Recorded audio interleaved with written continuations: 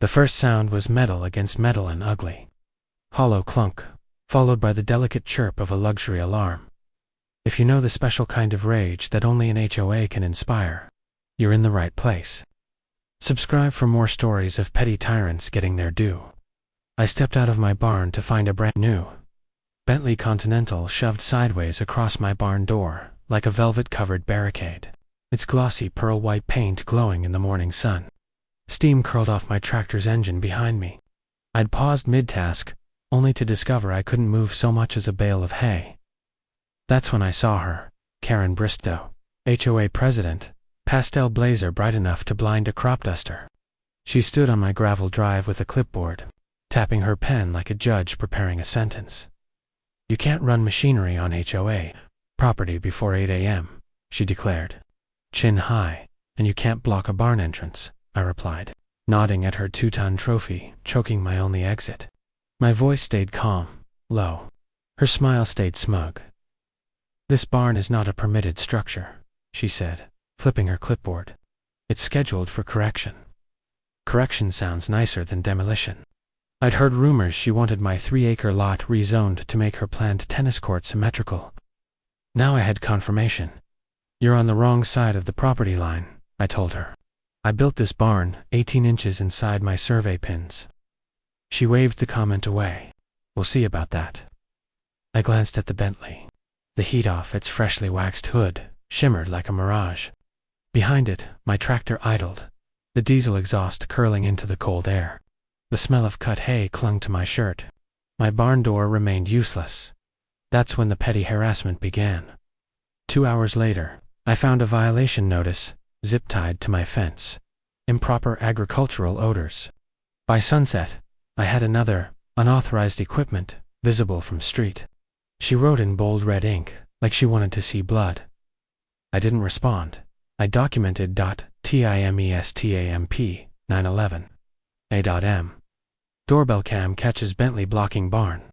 Timestamp 9:15 a.m. Karen stating, "Barn is non-permitted." Timestamp 9:18 a.m.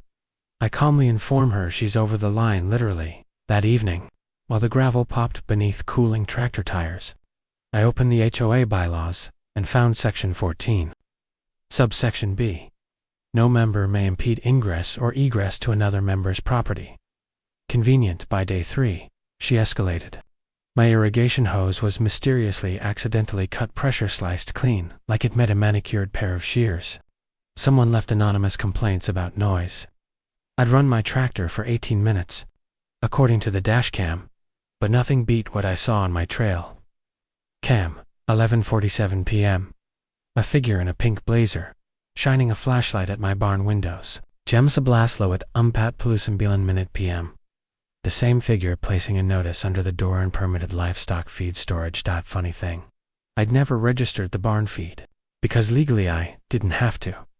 That's when I realized this wasn't just about noise or aesthetics. She wanted control.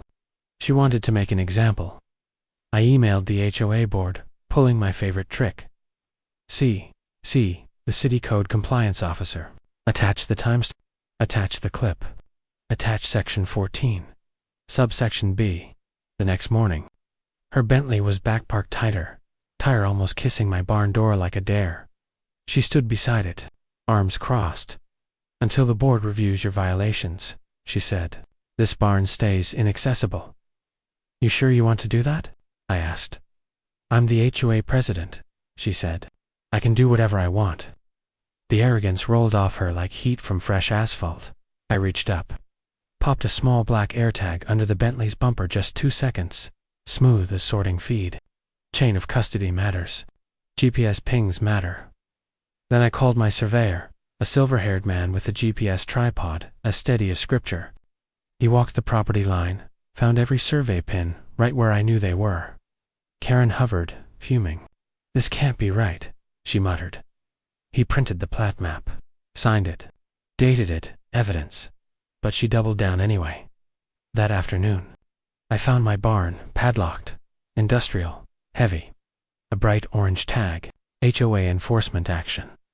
That was the moment the dry humor in my chest evaporated into something colder. I snapped photos, front, back, close-up serial number on the lock, chain angle, my tractor's reflection on the polished Bentley paint. Chain of custody. Later, I called my lawyer, a quiet man, with the charm of wet cardboard and the bite of a trap. I forwarded everything. He responded with a concise masterpiece. Cease and desist. Violation of ingress, egress. Property interference. Pending damages. I printed it. Hand-delivered. Doorbell cam. Rolling. Karen's smile twitched like a glitch in a video game. Barn stays shut. She whispered. We'll see about that, I replied, returning her earlier line. Then I walked past the Bentley, ran my hand along the tractor's steel handle, felt the vibration of horsepower under my palm like a heartbeat. If she wanted a showdown, she'd just parked it. The morning frost crackled under my boots as I approached the barn again, camera rolling. The Bentley still sat sideways like a smug marble sculpture, its chrome grille catching the sunrise. My tractor's engine coughed awake behind me, diesel rattling like a drumline in judgment. Before I could climb aboard, a county deputy's cruiser rolled up. Tires crunching gravel, Deputy Hollis stepped out broad-shouldered, polite eyes. He'd seen enough HOA nonsense to fill a novel. Got a complaint, he said, tapping his tablet. Operating heavy machinery without clear access signage. I blinked. Clear access signage, he shrugged, came from the HOA. Technically, they're claiming you blocked yourself in, and the barn is abandoned. I gestured at the barn's active cameras, motion lights humming. Does that look abandoned? He turned, took in the Bentley, its diamond-stitched leather winking in daylight. He raised an eyebrow. Listen, he said quietly. I can't decide property line matters, but I can document interference. He snapped photos of the blocked door, angles, distance, tire placement. Chain of custody established. His camera beeps sounded like nails tapping into Karen's coffin. You may want to keep collecting evidence, he murmured, handing me his card. You'll get copies, I promised. When he left, Karen swooped in from nowhere, pink blazer flapping like a warning flag. You called the police on me, she hissed. I didn't call anyone, I said. Your complaint brought him out. She stuttered. Well, enjoy your little victory. The board meets Friday. Friday. That gave me 3 days, so I prepared. First I pulled up the HOA bylaws again. Section 8, subsection D. Vehicles may not obstruct agricultural operations. Agricultural included storage, transport anything barn-related. Perfect. Next. I compiled footage. Clip 1. Bentley blocking barn morning sun. Clip 2. Karen claiming barn, unpermitted doorbell cam. Clip 3. Trail cam showing late night notice drop. Clip 4. Surveyor confirming property lines. I edited them into a single 10-minute file. No commentary. Just facts. After sunset, I walked the fence line with a flashlight, spotting something shiny. I knelt, brushed leaves aside. A tire valve cap, Bentley style. That's when another idea clicked. AirTag. Pings. I checked my phone. The tag I'd hidden under the Bentley pinged 3 times. Driveway gives community center, gives HOA clubhouse garage. Their clubhouse garage had cameras. Perfect. Chain of custody validation. The next morning, my lawyer emailed again. Board meeting Friday. I'll attend. When a lawyer shows up to an HOA board meeting, someone's checkbook starts sweating. Until then, I endured more harassment. A fresh violation notice slapped on my mailbox. Barn color, not an approved palette. It was stained cedar. Natural. I snapped a picture of the bylaw. Natural finishes explicitly allowed. Evidence. Thursday night. My game warden, Buddy Dixon, stopped by. He'd gotten a call about a legal livestock feed attracting wildlife. He scanned the barn, took one sniff. Regular feed, he said. Legal. Who reported you? I looked at the trail cam footage. Blazer, flashlights, clipboard. He chuckled. If she tries that again, we can cite her for disturbing agricultural operations. His report went into my folder. Friday arrived cold, gray, and buzzing with gossip. Residents gathered in folding chairs inside the HOA clubhouse. The air smelled like burnt coffee and ego. Karen stood at the front, smiling like she practiced it in a mirror. "We're here to discuss Mr. Walker's illegal barn operations," she said. I raised a hand. "Before we start," I said, "I'd like to play a short video." My lawyer placed a laptop on the podium. The room dimmed. The screen lit up. 10 minutes of silence. Timestamps. Trespass angles. Property survey confirmations. Bylaws highlighted in bright yellow.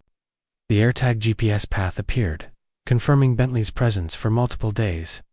By the end, murmurs rippled through the room like wind in corn stalks. Karen's face paled. "This proves nothing," she barked. My lawyer cleared his throat. "Actually, it proves trespass, obstruction of ingress, egress, unauthorized enforcement, defamation by repeated violation notices, and interference with agricultural operations." He slid a printed cease and desist across the table. "And because of the padlock," he added, "my client lost income from livestock feed delivery. We'll be pursuing damages." Karen's clipboard trembled. You can't threaten the board." "Oh, this isn't a threat," my lawyer said. "It's documentation." Then I delivered the final blow. "By the way," I said calmly, "I'll need clear access today. Tractor delivery is scheduled." Her eyes widened. "Delivery?" The room buzzed again. The board voted 5-0. She had to remove the Bentley immediately, void all violations, and attend procedural training. Residents clapped politely, just loud enough to sting. Outside, I watched her fumble with her keys, hands shaking. The Bentley hissed to life and backed away from my barn door like it finally understood boundaries. I eased my tractor forward. Hydraulics hissing, barn door rolling open with a clang. "And yet," she whispered, voice trembling with rage, "this isn't over." I smiled. It never is. But she didn't know what was coming next. 2 days of silence followed the board meeting in nerving, brittle silence. No notices, no late-night flashlights, no pastel blazer hovering on my property line. The kind of quiet that doesn't feel peaceful, just paused. Then Monday morning arrived, sharp and mean. I opened my barn to find it again, the Bentley, parked tighter than ever, wedged deliberately against my barn door like a cork in a bottle. Fresh scuffs on its bumper where it had kissed the steel siding. On the windshield, a neon HOA citation against me for damaging community aesthetics with agricultural equipment. She'd doubled back. Petty had turned personal. I stood there, breath boiling in the cold, watching my own security cameras blink overhead. They'd caught everything.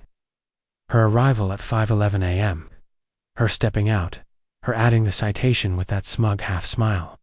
She wanted me to snap, to rage, to damage something without witnesses. But I don't rage, I out-prepare. I grabbed my phone and dialed Deputy Hollis. "Morning," I said. "You might want to see this." He arrived in 20 minutes, camera already out. "Didn't the board just—" "Unanimous vote," I confirmed. He sighed, took photos from 4 angles, then leaned close so only I could hear. "You've got more than enough," he murmured. "But if you want to send a message, do it clean, do it documented." He walked away shaking his head. I took his advice. I set my body cam to record. I angled my phone for a second angle on the barn awning. Then I slid into my tractor seat and started the engine. The diesel coughed, rumbled, then growled awake heavy. Purposeful, the hydraulic arms hissed as I lowered the forks. Metal met metal. The forks gently slid under the Bentley's frame, like lifting a stubborn bale. Tires squeaked. Alarms chirped in protest. I eased the vehicle backward smooth, methodical away from the barn door, until there was daylight between bumper and siding. Residents peeked out from porches, mouths ajar like open mailboxes. Phones rose into the air. Cameras blinked. I shifted, nudged, repositioned. Forks again. Under the rear this time. Up, back, pivot. A luxury car danced like a toy against 2 tons of farm steel. Finally, I set the Bentley directly across Karen's driveway, perfectly centered, perfectly balanced, perfectly legal. Not blocking a road, just access, like she'd taught me. The moment I lowered it, her front door blew open. She emerged in slippers and fury, hair wild, voice jagged. "What have you done?" I stayed seated, Tractor idling, camera rolling. You blocked my barn, I said. Again, you scratched my paint. I pointed at the camera facing down. The Bentley kissed my barn first. You inserted yourself, I said, into agricultural operations. Again, neighbors gathered behind her like an audience, waiting for the punchline. You're finished, she screeched. I'll have you arrested. Deputy Hollis pulled up right on cue. No, ma'am, he corrected. You will not. He turned to me. Everything on camera. Multiple angles. He nodded. Good. Then he delivered judgment with the calm weight of paperwork. Ma'am, you are being cited for obstruction of private access, trespass, in violation of the board's direct order. Her jaw dropped. You can't cite the HOA president. I'm not citing the HOA president, he said evenly. I'm citing you. Gasps, ricocheted, and due to repeat offenses, he added. Your vehicle will be impounded pending investigation. 2 tow trucks rolled up like summoned spirits. As they hooked the Bentley, Karen screeched a sound like metal tearing. She lunged, trying to stop them, but Hollis stepped between. Ma'am, that's obstruction. A second citation. Her clipboard shook, the tow inch tightened. The Bentley rose, suspension sagging, shameful, as the trucks rolled away. She slumped onto her driveway. Then came the board chair gray suit. Tired eyes, effective immediately, he announced. You're removed as HOA president.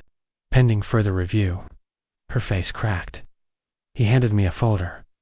Inside, a written apology, voided violations, and a reimbursement form for damaged feed deliveries, and a letter authorizing me to operate machinery unrestricted within my property lines. Perfect. I turned to Hollis. Deputy, one more thing. Can you escort me so I can work uninterrupted? He smirked. Happy to. I climbed back onto the tractor. The barn door rolled open, sunlight flooding hay-sweet air. Behind me, neighbors whispered. In front of me, the work waited, quiet, honest, uninterrupted. Epilogue, 2 weeks later, Karen sold her house. Moved out before sunrise. Word is, she's somewhere without barns, tractors, or boundaries she can't control. My takeaway. Power without respect always collapses, and cameras never lie. If you've tangled with HOA madness, drop your story, and subscribe for the next ride. Justice is quieter than a diesel engine, but it leaves deeper tracks.